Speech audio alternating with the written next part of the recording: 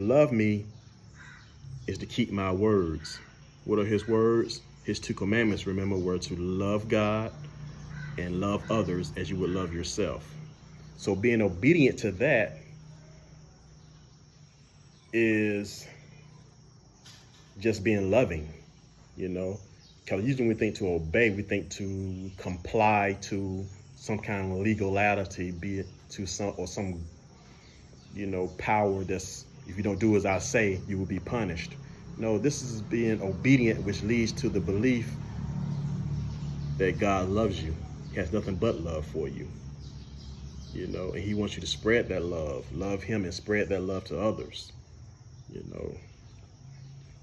So that's the grounds for developing a relationship, that obedience to Christ, that obedience to God that is brought out of love, you know.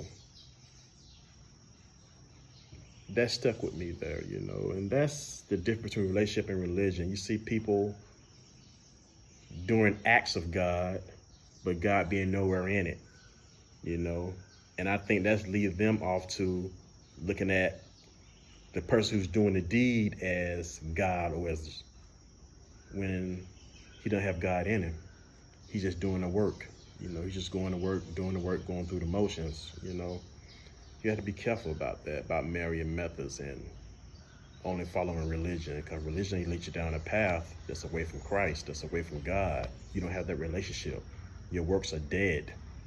You just performing. That's what Jesus called it once. He's called it you're just performing. And I believe he said that somewhere. I think it was in Matthew, where it said Jesus sees religion and acts just as religious performance.